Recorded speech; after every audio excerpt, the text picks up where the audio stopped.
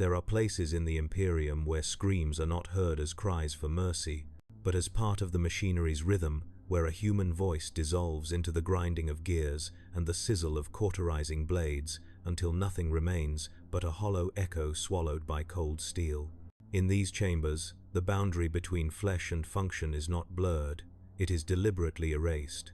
Every citizen knows of them, though few dare to imagine their depths. They are the crucibles where identity is stripped, memory is cauterized, and humanity is reshaped to obey without hesitation. They are the birthplaces of servitors and the graves of the people who came before them. In this grim darkness, before we journey deeper, lend your strength to this chronicle. Like, share, and subscribe, so more voices may witness what becomes of mankind when the Imperium decides a mind is no longer required. The journey always begins with a door, an ordinary door, thin and metallic, humming faintly as if it resents the task of opening. You stand before it with your hands bound, wrists aching beneath the restraint clamps that tighten every time you shift your weight. The corridor behind you is already forgotten. The Skitarii escort made sure of that. Their metallic footfalls echoed like a countdown as they marched you forward, and you could feel their optics on your neck even when they didn't speak. The air here tastes strange, almost bitter, as though the ventilation system filters despair into something sterile and precise. When the door finally parts, sliding sideways with a hydraulic hiss, it reveals not a room but a descent, a corridor sloping downward into shadows that pulse with faint red lumen strips embedded along the walls. You can tell from the first step that it was designed to swallow sound. Your breath, shallow as it is, sinks into the air and vanishes. So does the soft shuffle of your boots. Even the Skitarii behind you sound distant, like ghosts drifting through an iron tomb. The tech priest awaiting you at the threshold does not greet you with words because his mouth is long gone. A vox grill protrudes where his jaw should be, flickering with static as he emits a burst of Binharic code. The Skitarii respond immediately. Your escort leaves with mechanical precision, the clatter of their legs fading as the door seals behind them. The tech priest rotates one of his many augmented eyes toward you, its lens expanding with a click as it studies your face.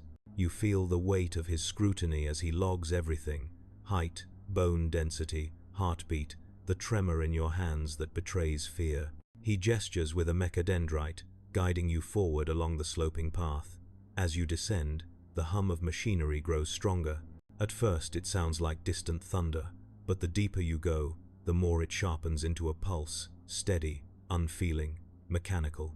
The corridor widens into a tunnel whose walls are lined with thick bundles of cables pulsing with faint light. The glow reminds you of veins beneath translucent skin, as though the entire complex is a living organism, and perhaps it is, in a way. For the Adeptus Mechanicus, flesh is frail, but machinery endures.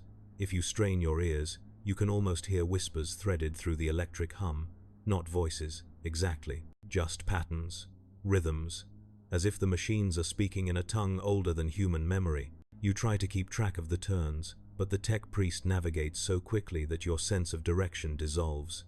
The entire place feels like a labyrinth meant to disorient. You realize that was the point. Humans come here as individuals, with memories, fears, identity. But the labyrinth permits only one truth. By the time you reach the center, you will not return the same, if you return at all. Eventually, the corridor straightens and feeds into a vast chamber. The ceiling is lost in darkness, swallowed by the shadows of enormous ventilation fans that rotate in slow, reverberating circles. The air is colder here, tinged with the scent of promethium and disinfectant, sharp enough to sting the eyes. Rows of cages line the walls, each containing a human form slumped in silence. Some stare blankly forward, others mutter to themselves, fragments of prayers or curses slipping through cracked lips. A few clutch the bars as you pass, their fingers pale and trembling, as though touching another unprocessed human gives them an anchor to life. One prisoner whispers, "Run." You hear it faintly, barely more than breath, and for a moment your heart claws at your ribs as if trying to break free. But you can't run. Even if you did, the Skitarii would cut you down before you took 3 steps. The tech priest senses your hesitation and tightens your restraints through a small handheld interface. The clamps around your wrists constrict, and you gasp. He doesn't look at you. His attention is already elsewhere, scanning data streams projected from his mechadendrites. He leads you past the cages into another section of the chamber where a group of robed acolytes stand in formation, each holding a data slate. Their robes bear the symbol of the Mechanicus, a skull half flesh, half metal sewn into the fabric with clinical precision. One acolyte steps forward and reads your identification code aloud, not your name. You notice that immediately. Your name has already been deemed irrelevant. Names are for citizens, soldiers, sinners. You are none of these now. You are a resource.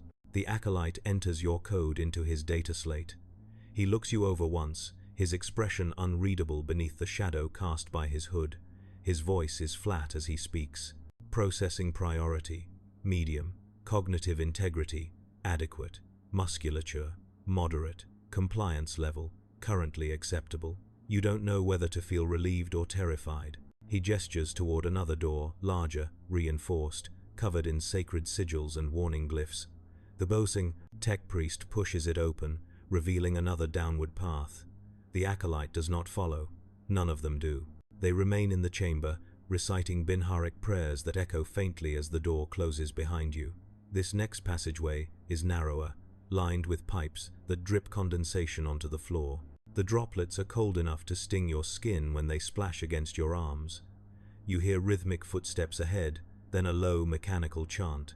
As you draw closer, you see them, a trio of Skitari waiting beside a metal archway. Their bodies are more machine than man, their weapons integrated directly into their limbs. One of them turns toward you, and its red optical lenses flare brighter for a moment as it scans your vitals. You sense no curiosity behind that gaze, only calculation. The tech priest exchanges a brief burst of Binharic with them. The Skitari step aside, opening the way for you to pass through the arch. The moment you cross beneath it, a surge of energy washes over you.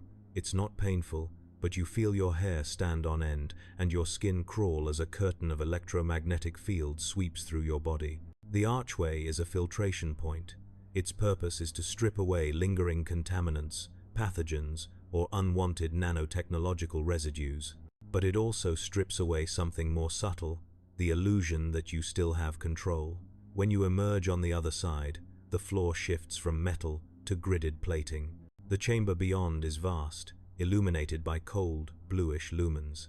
Platforms extend from every direction, some hosting surgical tables, others piled with crates of augmetics, cybernetic limbs, and tools glimmering under the lights. Servitors' completed ones stand motionless against the walls, their bodies twitching occasionally as residual electrical impulses ripple through their systems. Their faces are empty. Their mouths hang open, frozen in expressions that suggest a final emotion they were never allowed to voice. You swallow hard, unable to look away. The tech priest taps a rune on his control device, and a slab rises from the floor, guided by hydraulic pistons. Restraint straps unfurl automatically, as though anticipating your arrival. The slab tilts slightly, inviting no, insisting you lie upon it. You hesitate. Your legs refuse to move.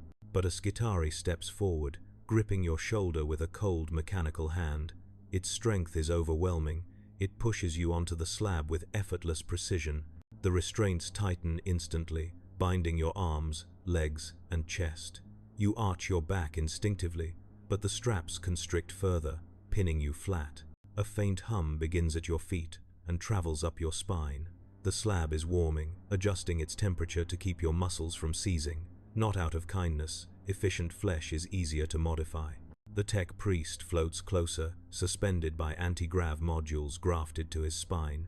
His mechadendrites extend, surrounding your head in a crown of whirring instruments. He touches one to your temple. A cold shiver shoots through your skull. A hiss escapes the tech priest's vox grill. It's not a word, though it almost sounds like one. Then he begins. The first injection burns like ice. You gasp sharply, your lungs tightening as the chemical spreads through your veins. Your vision blurs around the edges, and your heart rate spikes. The tech priest notes this, adjusting the dosage with a turn of his mechadendrite. The next injection is different. heavier, numbing. Your limbs go slack, even as your mind strains against the fog settling in. You feel yourself slipping. Voices echo faintly in the chamber, chanting, rhythmic, reverent. You can't see the source, but you recognize the tone. Mechanicus liturgy. They are blessing the procedure, blessing your unmaking. The tech priest lowers a circular metal frame over your head. Tiny needles protrude from its inner rim, glinting under the lumen strips. They hover just above your scalp. You feel heat radiate from them, followed by a faint vibration. They're synchronizing with your neural patterns, mapping the architecture of your thoughts. A mechadendrite injects another compound into your neck. Your senses twist. Everything seems distant, as if you are sinking into water. You try to speak, to protest, to beg, but your tongue has become an inert weight in your mouth. Then the needles descend. At first, the sensation is sharp, bright, electric, not pain, exactly more like a burst of cold light inside your skull. Memories flash unbidden. Your home, a childhood moment, someone's face, a word you used to love. Then each vision fractures, dissolving into static. You feel your thoughts pulled, stretched thin, examined like specimens under a lens. The tech priest murmurs something in Binharik. A mechadendrite responds by adjusting the frame around your head. The needles push deeper. Another surge of memory ignites your first steps. The smell of burning bread from a street vendor, the warmth of a hand clasping yours in winter.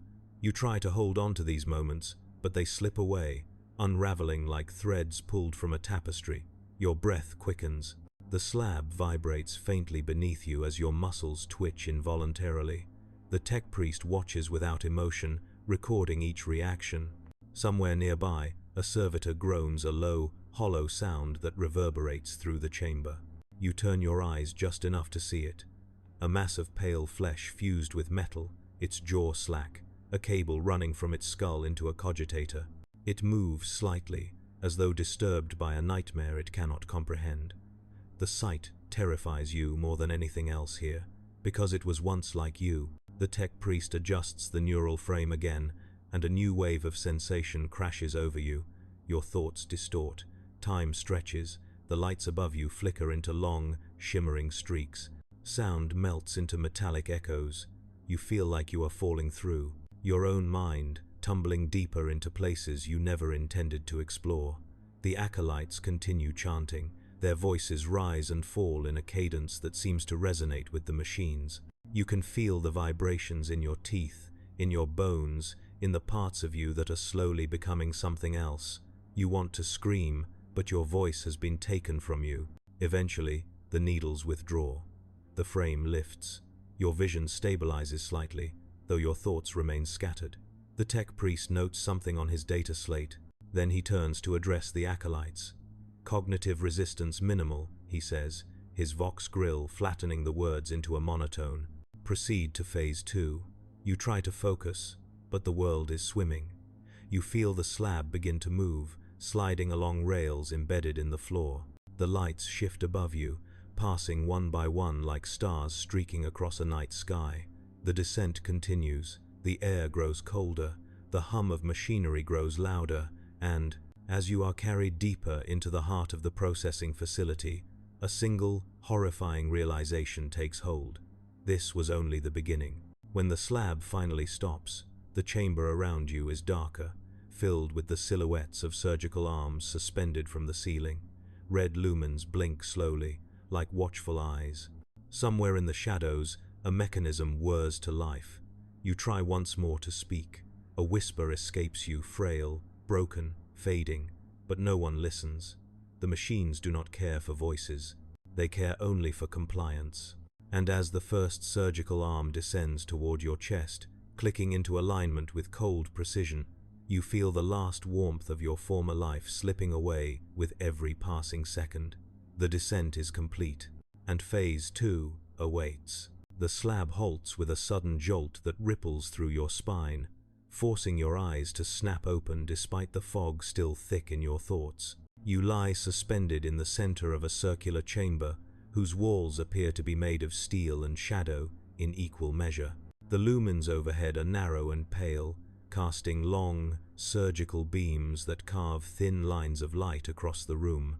You feel exposed in their glow, as if the chamber itself is studying you the way the tech priest did, coldly, clinically, with interest devoid of humanity.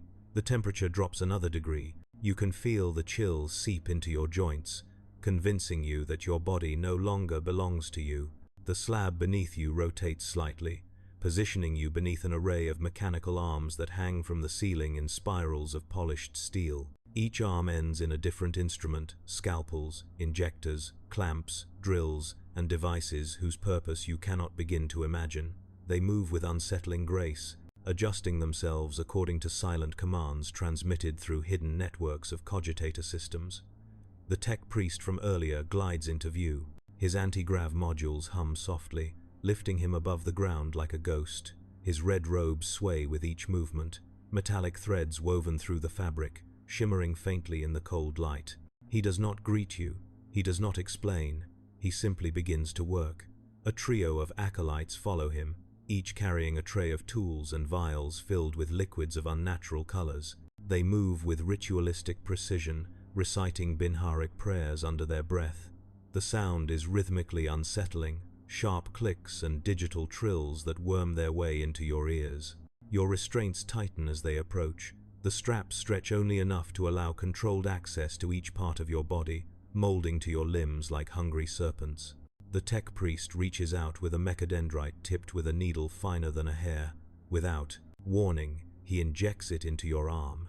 You gasp as a cold rush sweeps through your veins, followed by a wave of heat that blooms across your skin like fire without flame. A distorted echo of your heartbeat thunders in your ears. The edges of the room blur again, then sharpen into an unnatural clarity. Sedative level. Stable, the tech priest says, though his voice carries no emotion. Muscle tension. Elevated. Neural receptivity. Acceptable. The slab adjusts your position again, angling you upward. One of the mechanical arms descends toward your chest. You try to pull away, but your body refuses to obey. Your muscles strain, but the straps hold firm, unyielding, absolute. The arm's instrument unfolds into a pair of precision cutters. They hover just above your skin, its surface reflecting distorted glimpses of your face. You look pale, sweat beads beneath your eyes. Your breath comes out in short, ragged bursts. The cutters descend. They do not pierce, not yet. They glide across your chest, tracing patterns, scanning, measuring, predicting. Their movement is gentle, almost delicate, but the purpose behind that gentleness is horrifying. They are analyzing your flesh, the way one might analyze marble before carving. The machine knows where your body will yield, where it will break, where it will be reshaped. Then it begins. You feel a line of icy pressure as the cutters slice into your skin with impossibly fine precision. There is no blood at first. A thin layer of antiseptic gel spreads from the instrument, sealing vessels faster than they can open. The lack of bleeding makes it worse. Your mind screams that this is wrong, that wounds should bleed, that flesh should resist. But here, everything is engineered, controlled, sanitized, even pain. The tech priest monitors your vitals, adjusting compounds through the tubes connected to your neck and arms. Each time you start to slip toward unconsciousness, he changes the formula, pulling you back to clarity. You realize with dread that they want you awake. Not for your sake, for theirs. They need your brain active for what comes next. A second arm descends. This one ends in a spherical device that whirs softly as it rotates. It presses against the cut the first arm made, widening the opening with mechanical efficiency. Your nerves scream even as the sedatives dampen the worst of the sensation. The line between pain and pressure blurs until you cannot tell which is which. One of the acolytes approaches with a tray of implants. Small metallic discs, wires, and clusters of tiny cogitator nodes arranged in neat rows. You recognize nothing, yet each piece seems disturbingly familiar, as though they belong inside you, pieces of a future self you never asked for. The tech priest selects a cluster of augmetic fibers. They writhe slightly, as though alive. He inserts them into the incision. You feel a crawling sensation beneath your skin as they spread through your tissue, integrating with your nerves, invading your body with cold purpose. You try to scream, but the sedatives catch the sound in your throat, turning it into a strangled gasp. The tech priest murmurs Binharic commands. The fibers respond instantly, their movements synchronizing like a school of metallic fish swimming through your flesh. Your vision flickers.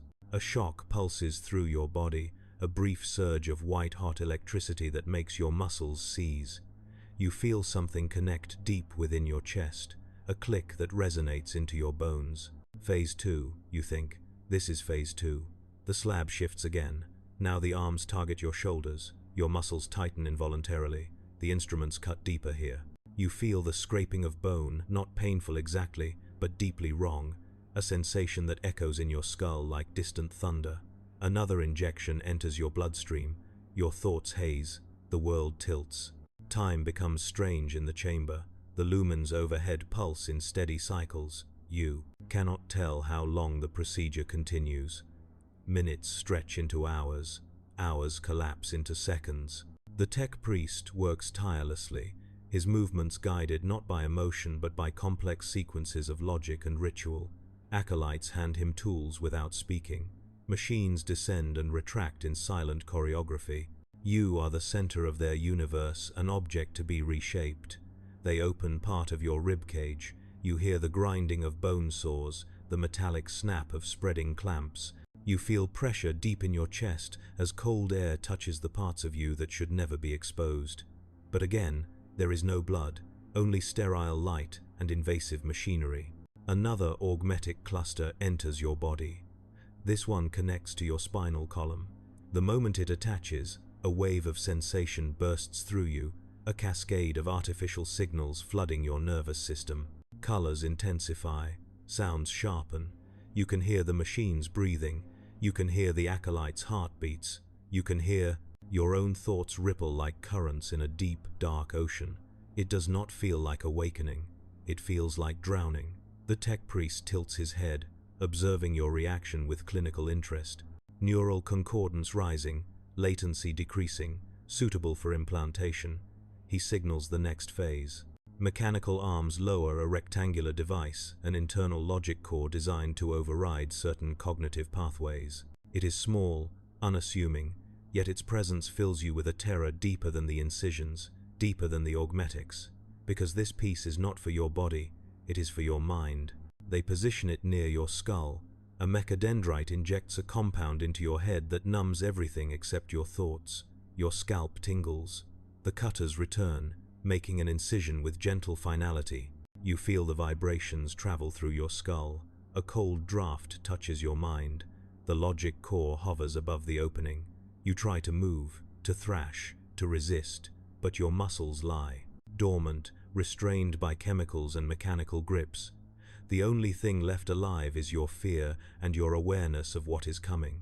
The core descends. There is no pain, just a deep, resonant emptiness as the device merges with your neural tissue. A distant hum fills your ears, and the edges of the world darken. Your memories flicker like dying lumens, your thoughts slow. The chamber feels distant, muffled, as though you are fading into a thick fog. But the tech priest does not let you disappear. He floods your bloodstream with stimulants, dragging you back. Your vision clears just enough for you to see him adjusting the logic core. You feel a tugging sensation inside your mind, a shift, a reordering of thoughts that should never be touched. You feel something slip, a memory, a name, a face, gone. You gasp, sudden and sharp. The tech priest looks directly at you for the first time, a rare moment of acknowledgement. Cognitive reduction initiated, he says. Do not resist, but you do. You cling to another memory, your mother's voice, faint and warm. Then another, the feel of sunlight on your skin, the laughter of someone you loved, the smell of fresh bread. Small things, fragile things. You hold them tightly, refusing to let them drift into the abyss opening inside your mind. For a moment, resistance feels possible, but the logic core pulses. A surge of artificial signals washes through you. The memories flicker, fracture, dissolve. You feel them tear away, not violently but efficiently, as though your mind is being reorganized into something simpler, something manageable, something obedient. Tears leak from your eyes, not from pain, but from the loss. You cannot even lift a hand to wipe them away. They trail down your temples, disappearing into your hair. The logic core pulses again. Another piece of you disappears. Another, and another. The tech priest records each response with methodical precision. He does not see a person losing themselves. He sees data, progress, success. Eventually, the chamber begins to dim. Machines retract. Instruments power down. Acolytes step back, lowering their data slates. The tech priest inspects your vitals one last time, ensuring the augmentics are stable, the logic core integrated, the sedation balanced. He leans close enough that you can hear the faint static of his Vox grill. Phase 2 complete, he says. Initiate transition to Phase 3. The slab detaches from its moorings and slides along a rail toward another corridor, a darker one, where the lumens flicker like dying embers. Your thoughts drift in scattered fragments. Words come slowly, images blur. You try to remember your own voice, your own name, the shape of who you used to be, but your mind finds only silence. And as the slab carries you deeper into the next stage of unmaking, you realize the truth. They are not destroying you, they are hollowing you, preparing you, carving space for the machine that will replace the human you once were. Phase 3 awaits, and there is no turning back.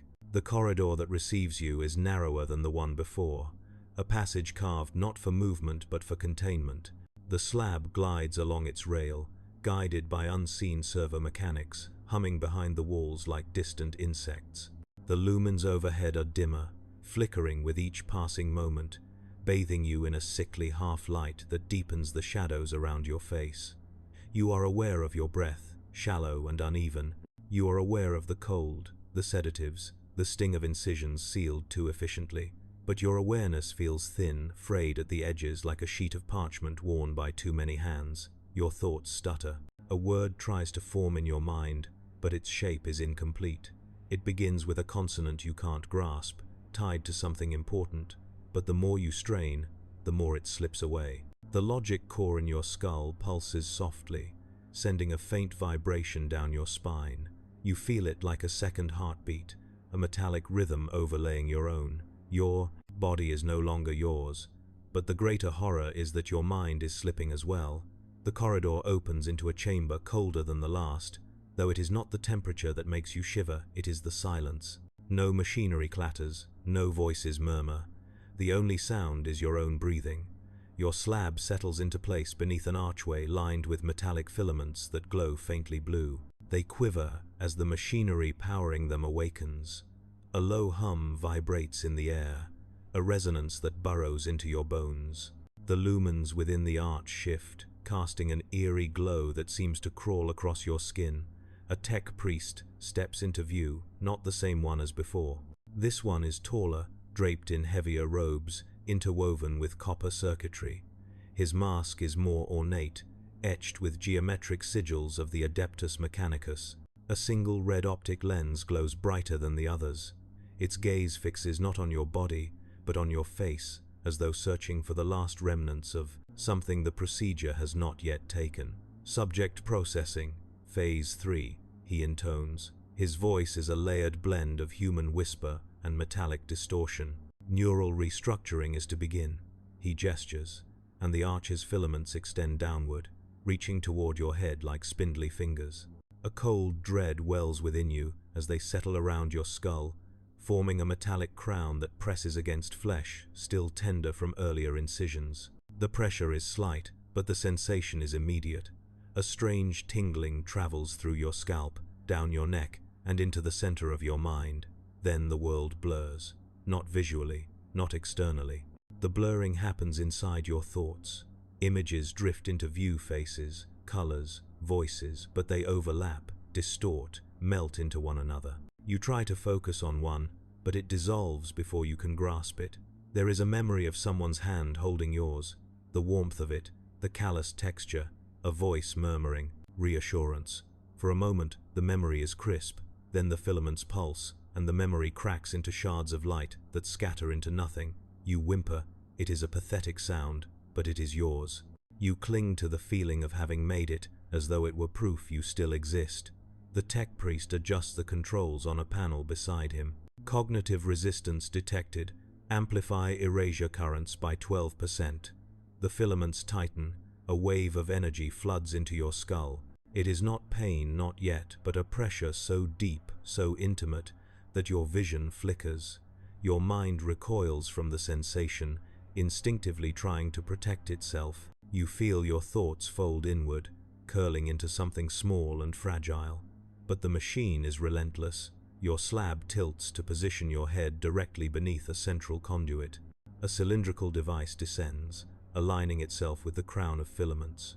Thin beams of blue light scan your face, mapping muscle tension, ocular movement, micro-expressions. You watch them cross your vision like ghostly threads. The machine is studying your humanity only so it can better erase it.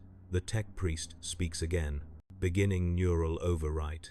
The beam intensifies. The world inside your head explodes into white. At first, you think you are screaming, but no sound reaches your ears. The sensation is too vast, too overwhelming to name. It feels like being submerged in ice water while simultaneously being set aflame. It feels like your memories are being sucked through a narrow tunnel, compressed into thin strands that unravel the moment they emerge. Events from your life flash before you, not in sequence, but in chaotic bursts. A childhood memory of running through narrow alleys, a moment of grief at a funeral pyre, a taste of something sweet, a smell of machine oil from your old job, a lover's laugh, a fall that scraped your knee, a lie you told, a promise you meant to keep. Each memory is ripped away as soon as now's. You recognize it. You try to clutch at one to anchor yourself, but the machine tears it loose before your grasp even forms. A hollow ache grows inside your mind, expanding until it fills you completely. The filaments pulse again. Another surge of energy, another wave of loss. You try to speak, to beg, to ask them to stop, but your voice doesn't work. Your mouth barely opens. The restraints hold you still, and the drugs suppress any attempt at resistance. You are conscious enough to know what is happening, conscious enough to suffer it. The machine finds another memory, one you didn't realize was important until the moment it begins to unravel. It is the memory of your own name. You see the letters in your mind, glowing faintly, as though etched into mist. They waver. The first letter dissolves. The last letter fractures. The middle blurs. Wordless panic fills you. No, no, please. But the machine does not hear. The filaments pulse. Your name shatters like glass. You breathe, out sharply, a reflex of despair. The sound is faint, barely audible, but the tech priest hears it. He glances toward you, a moment of static reflection passing through his vox grill. Identity dissociation at 62%, he says. Continue. The machine obeys. More beams, more pulses, more erasure. Your mind becomes a battlefield of dissolving memories and fading sensations. The logic core in your skull hums louder now, syncing with the signals that pour through the arch. It is rewriting pathways, overwriting connections, replacing complex thoughts with simplified commands. Not yet obedience, but the hollow scaffolding upon which obedience will soon be built. Your vision dims. You feel yourself slipping not into unconsciousness, but into emptiness. A cold void where thought struggles to form. The edges of your consciousness crumble. You are aware of the shape of your fear, but not its cause. A part of you remembers why you are here. Another part has forgotten entirely. The tech priest steps closer. His red optic lens widens slightly, adjusting its focus. Subject cognition deteriorating, he notes. Begin subtraumatic reinforcement. Subtraumatic. The phrase hangs in your fading awareness like a corrupted beacon. A new device descends this one, a mechanical arm ending in a set of prongs that vibrate with quiet menace. It positions itself near your temple. Then it fires a short, sharp burst of energy directly into the logic core embedded in your skull. Pain erupts. It is sudden and absolute. A scream finally rips from your throat, but the machine muffles it beneath the hum of its operation. Tears pour from your eyes, your vision warps, twisting into spirals of unnatural color. The pain doesn't just pierce, it spreads, filling every corner of your mind. It feels as though something deep within you is being burned away, sterilized, purified. Your thoughts scatter like frightened animals. You can't catch them. You can't hold them. You can't. The pain stops, not slowly, abruptly, leaving behind a ringing silence. The tech priest observes. Subject response within predicted threshold. Proceed. The machine continues. You drift through the procedure. Your mind flickers like a dying lumen, brief sparks of thought, short bursts of recognition, followed by fading emptiness. Sometimes an image appears unbidden, the color of a sky you once stood beneath, the warmth of another's hand, the shape of something you used to love. But each flicker is snuffed out quickly, erased by another pulse of the machine. Memories fade, emotions drain, even fear becomes muted. The only constant is the logic core's hum, growing deeper, louder, shaping your thoughts into patterns you don't recognize. You become aware of commands being etched into your mind, not as words, but as impulses. Movements you will perform, tasks you will complete, concepts replacing the remnants of your former self. They feel alien, yet they settle into your thoughts as though they have always belonged. The tech priest watches your vitals one last time. The filaments retract, the arch light dims, the chamber grows quiet again. Phase 3, complete, he announces. Subject identity, erased. The words settle into your hollowed mind, erased. You try to react, but nothing comes. Emotion does not answer your call. Thought responds sluggishly, dulled by the machine's sculpting.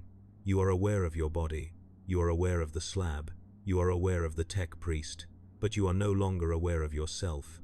The slab unlocks from the arch's station and glides toward another doorway, one bathed in faint red light. Not warm red, not comforting red. The color of warning runes, of hazard lumens, of places that are meant to break what remains. As the slab carries you toward this next chamber, you feel something stir inside your mind, a faint, flickering spark, a remnant of something once human. It tries to rise. It tries to remember, it tries to speak, but the logic core pulses once, and the spark falls silent. You enter phase 4 with no name, no past, and only the hollow echo of a person the Imperium decided it no longer needed.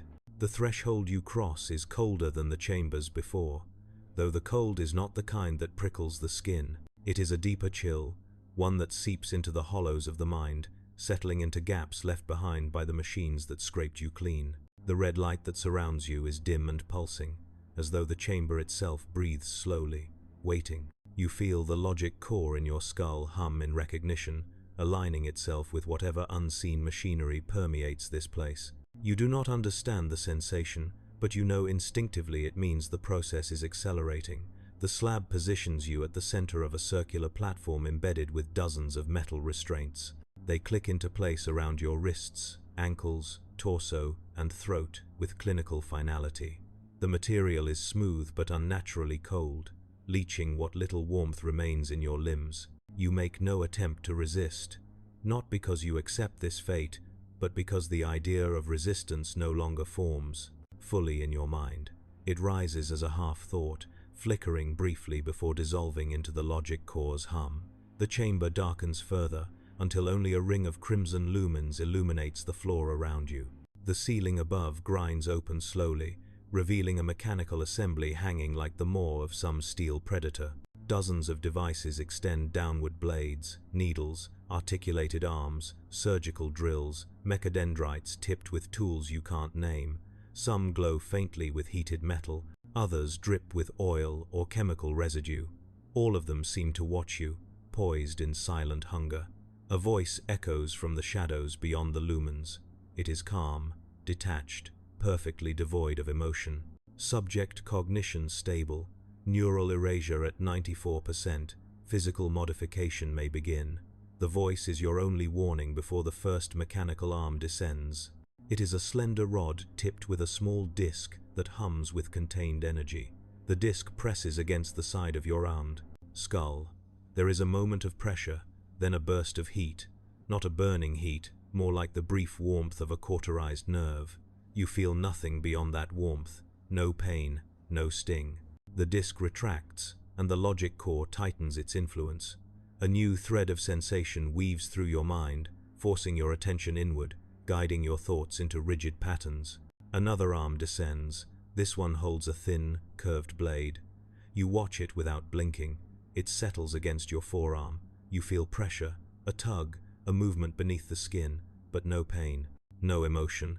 The blade retracts, and a strip of something pale falls away from your skin onto the steel floor. You glance at it only out of instinct, the barest whisper of curiosity. It is flesh. Yours. A piece removed with the same casual indifference as trimming excess material from a machine.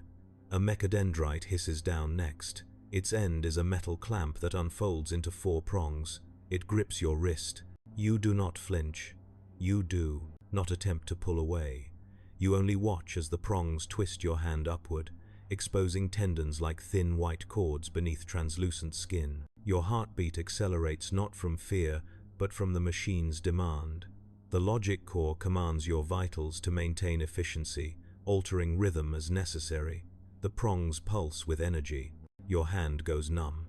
A drill descends, thin as a needle, trembling with contained purpose. It pierces your palm, sinking deeper, carving a channel through flesh that feels no pain. You watch the metal vanish beneath your skin, and for a moment, a memory flickers hands working with tools, assembling something simple but meaningful. A childhood project, a moment of warmth. The core pulses, the memory dies. The drill finishes its work and withdraws. A second tool inserts a metal component, small, segmented, gleaming with sacred Mechanicus symbols. It nestles into place where tissue once lived. You feel it click, then integrate. Your fingers twitch. Involuntarily, a new command settles into your mind like sediment in still water. Grip, hold, obey. Other arms descend. Some cut, some replace. Some reinforce bone with adamantine rods. Others inject chemical mixtures that seep through your muscles and hollow out natural strength, replacing it with something more rigid, more predictable. Your organs are scanned, probed, adjusted. Some are pared down, others are altered to function in tandem with implanted devices. A cold sensation spreads through your chest as something old is removed and something metallic takes its place. You observe each action with the same neutrality as a machine witnessing its own assembly. Your body is becoming foreign, not wrong, not right, simply foreign. Time becomes difficult to measure. The chamber holds no clues, only the steady rhythm of mechanical arms descending and withdrawing, the constant hum of the logic core aligning your thoughts with surgical precision. You feel your limbs grow heavier as components are added. Your joints stiffen, then relax as servos synchronize with your movement impulses. You taste metal in the back of your throat, though you don't recall licking anything. A scent like ozone fills the air. Smoke drifts from incisions sealed by cauterizing beams. One mechadendrite extracts a nerve cluster from your spine. You watch it dangle from the tool, glistening faintly in the crimson light. Another insertion occurs, something cold and sharp, merging with bone. A shudder runs through you, though not from emotion. It is a mechanical recalibration. Your spine adjusts to accommodate the new structure. A voice speaks again, echoing from unseen vox emitters. Subject physical integrity reduced to optimized threshold. Proceed with motor function realignment. The phrase barely registers in your hollowed thoughts, but the meaning echoes through the logic core. Arms descend again. This time, they attach clamps to your legs. Energy surges through them, an electrical pulse that spreads through your muscles, causing them to contract violently. Your legs jerk. The restraints hold firm. Again the pulse comes, stronger. Your toes curl. Your calves bulge. Tendons strain. Your nerves spark like frayed wires. Then the pain returns. It is sharp, sudden, overwhelming, racing up your legs into your spine, flooding your mind with raw sensation. You gasp, though the sound is more reflex than emotion. Pain cuts through the emptiness, igniting sparks of awareness that the logic core tries to suppress. Another pulse. Your back arches against the restraints. A distorted cry forces itself past your teeth before dissolving into silence. Tears spill down your temples, though you feel no emotional trigger, only the body's instinctive reaction to sensory overload. A third pulse strikes. This one brings not pain, but a jolt of raw control. Your limbs twitch in patterns not of your choosing. Your legs flex, lift, lower. Your toes spread. Your knees strain. The machines test you like a puppeteer testing new strings. A cold realization forms in what remains of your consciousness. They are training your body to move without you. You breathe heavily as the pulses continue, alternating between agony and control. Your muscles burn with forced exertion. Your joints pop. The smell of charred flesh fills the air as micro-incisions reopen beneath the strain. The tech priest steps forward, his robes brushing the floor with a whisper of synthetic fabric. His optics scan your body, analyzing every twitch, every jerk, every involuntary motion. He adjusts a cogitator device strapped to his wrist, and new patterns of movement ripple through your nervous system. Your right arm lifts, your elbow bends, your hand clenches into a fist. You did not choose any of it. Your left arm follows, your fingers extend, your wrist rotates, the logic core hums approvingly. The tech priest's voice shifts to a softer register, still cold, still metallic, but tinged with something almost reverent. You are no longer bound by the imperfections of organic origin. Flesh fails, flesh resists, flesh forgets its purpose. But you, he steps closer, inspecting the implants now grafted to your bones. You will know only function. His words settle into the hollowed chambers of your mind, melding with the commands etched by the machine. For a moment, you feel a stirring, a faint echo of fear, or perhaps sorrow, but it falters beneath the logic core's tightening grip. The next stage begins without warning. A device resembling a mechanical spine descends from the ceiling. It hovers over your body before aligning itself with your back. You feel cold metal touch your skin. Then it clamps down, sinking into the incisions along your vertebrae. The sensation is brutal and raw, sharp enough to force a cry from your throat. Your spine locks, your breath stutters. New channels open inside the logic core. Data floods your perception, not memories, not thoughts, instructions, pathways, reflex patterns. You sense new systems activating within your body. Strength amplifies, sensation dulls. Your heartbeat slows, now regulated by both flesh and machine. You are becoming something that is neither, nor both. The restraints suddenly unlock. Your body sags for a moment, weak, trembling, unsure. Then a command pulses from the logic core, and your limbs respond before you fully understand what is happening. You push yourself upright, moving with a stiffness that feels unnatural. The platform's lumens brighten, revealing a wide floor marked with tracks and grooves etched deep into metal. Other slabs line the walls, some empty, some holding bodies in various stages of transformation. A mechadendrite nudges your shoulder. Walk. The command resonates in your mind. You step forward. Your foot hits the floor with a heavy thud. Metal meets metal. The sound echoes through the chamber. You take another step. Your balance wavers, but the logic core compensates, adjusting your gait. Again you step.